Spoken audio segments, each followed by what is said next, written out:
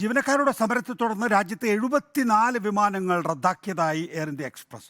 292 ഫ്ലൈറ്റുകൾ മാത്രമാണ് ഇന്ന് സർവീസ് നടത്തുന്നത്. വൈകിട്ട് 4 മണിക്കകം ജോലിയിൽ പ്രവേശിച്ചില്ലെങ്കിൽ ജോലിയിൽ നിന്ന് പിരിച്ചുവിടുമെന്നാണ് കമ്പനി ജീവനക്കാരെ അറിയിച്ചിരിക്കുന്നത്. ശരത് കെ ശശി വിശദാംശങ്ങളുമായി. ശരത്ത്, കടുത്ത നടപടികളിലേക്കാണോ കമ്പനി നീങ്ങുന്നത്?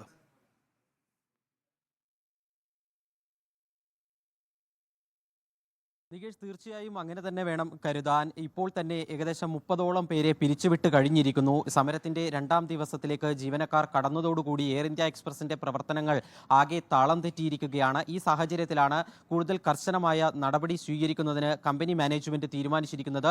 ഇന്നലെയും ഇന്നുമായി സമരം ചെയ്ത 30ഓളം ജീവനക്കാർക്ക് ടെർമിനേഷൻ നോട്ടീസ് നൽകിയിട്ടുണ്ട്. ഈ നോട്ടീസിൽ പറയുന്നത് വിമാന സർവീസ് ബാധിക്കണമെന്ന പൊതു ഉദ്ദേശത്തോടു കൂടിയാണ് അവധിയെടുത്തിരിക്കുന്നത്. അതുമൂലം പൊതുജനങ്ങൾക്ക് ബുദ്ധിമുട്ടുണ്ടായിട്ടുണ്ട്, കമ്പനിയുടെ സൽപ്പേരിനെയും ബാധിച്ചിട്ടുണ്ട്. ഈ സാഹചര്യത്തിൽ അടിയന്തരമായി പിരിച്ചുവിടുന്നു എന്നതാണ് ഈ ടെർമിനേഷൻ ലെറ്ററിൽ കമ്പനി വ്യക്തമാക്കിയിരിക്കുന്നത്. വൈകിട്ട് 4 മണിവരെ സമയം നൽകിയിട്ടുണ്ട്. സമരത്തിൽ ഇപ്പോഴും ഏർപ്പെട്ടിരിക്കുന്ന ജീവനക്കാർ 4 മണിക്കുള്ളിൽ ജോലിയിൽ പ്രവേശിച്ചിട്ടില്ല എങ്കിൽ അവരെയും പിരിച്ചുവിടാനുള്ള നീക്കം തന്നെയാണ് കമ്പനിയുടെ ഭാഗത്തു നിന്ന് ഉണ്ടാകുന്നത്. നിലവിലെ സാഹചര്യത്തിൽ ഇന്ന് 74 വിമാന സർവീസുകളാണ് കമ്പനിക്ക് റദ്ദാക്കേണ്ടി വന്നിരിക്കുന്നത്. ആകെ 292 സർവീസുകളാണ് ഇപ്പോൾ പ്രവർത്തിക്കുന്നത്.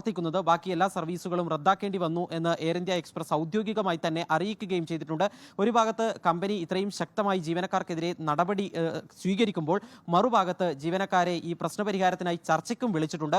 ഇന്ന് ഉച്ചയ്ക്ക് ശേഷം ഹരിയാനയിലെ ഗുഡ്ഗാവിൽ കമ്പനിയുടെ CEO തന്നെ പങ്കെടുത്തുകൊണ്ട് ക്യാബിൻ ക്രൂ അംഗങ്ങളെ ചർച്ചയ്ക്ക് വിളിച്ചിട്ടുണ്ട്. ആ ചർച്ച ഏറെ നിർണായകമാണ്. ഇപ്പോഴത്തെ സാഹചര്യത്തിൽ ഈ കൂട്ടപ്പിരിച്ചുവിടൽ നടക്കുന്ന സാഹചര്യം ഉള്ളതുകൊണ്ട് ഇവരെയൊക്കെ തന്നെ തിരിച്ചെടുക്കണമെന്നുള്ള ആവശ്യം ജീവനക്കാർ സ്വാഭാവികമായി ഉന്നയിക്കും.